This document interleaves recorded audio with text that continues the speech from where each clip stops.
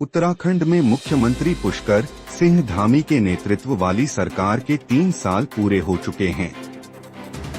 इस मौके पर आज रुद्रपुर में एक भव्य कार्यक्रम आयोजित किया गया, जिसमें हजारों लोग शामिल हुए।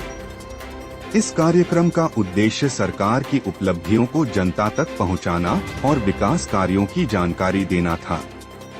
कार्यक्रम में मुख्यमंत्री पुष्कर सिंह धामी ने जनता को संबोधित करते हुए कहा कि सरकार सेवा, सुशासन और विकास के संकल्प के साथ आगे बढ़ रही है।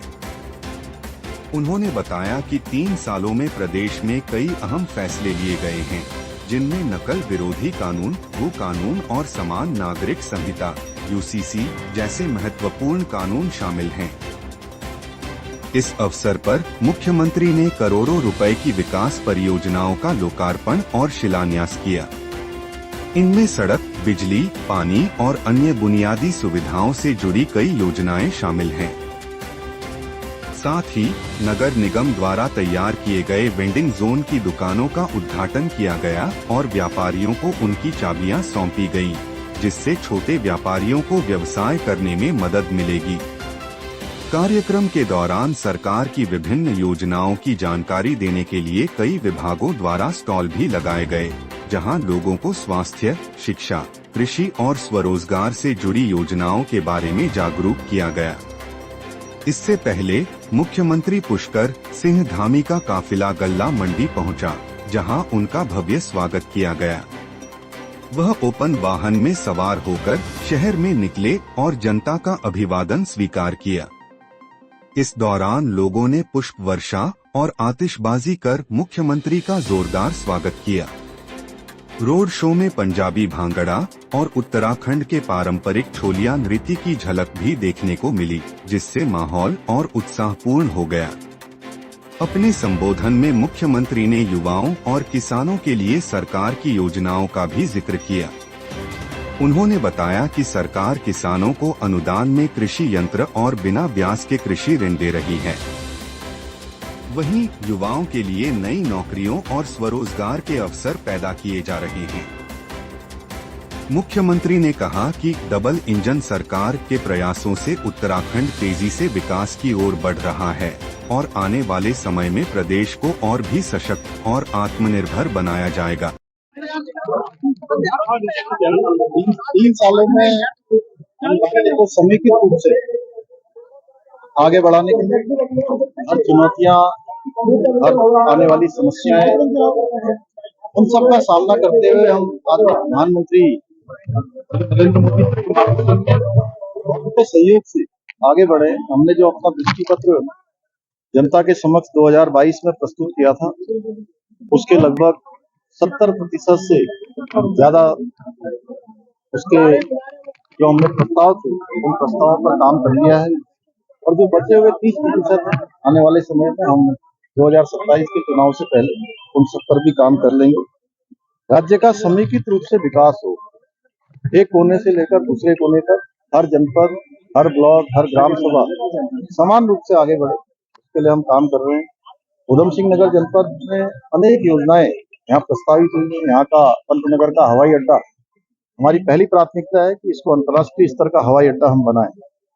यहाँ पर एम्स का बनने वाला सैटेलाइट सेंटर जल्दी से जल्दी चालू हो, रुद्रपुर का मेडिकल कॉलेज चालू हो, काशीपुर में एरोमा पार्क पर काम शुरू हो गया है। यहाँ पर अनेक बाईपास, रुद्रपुर का बाईपास हो, गदरपुर का बाईपास हो, खटीमा का बाईपास हो, कुछ चालू हो गए हैं, कुछ निर्माण की प्रक्रिया जिनमें तेजी से गतिमान है।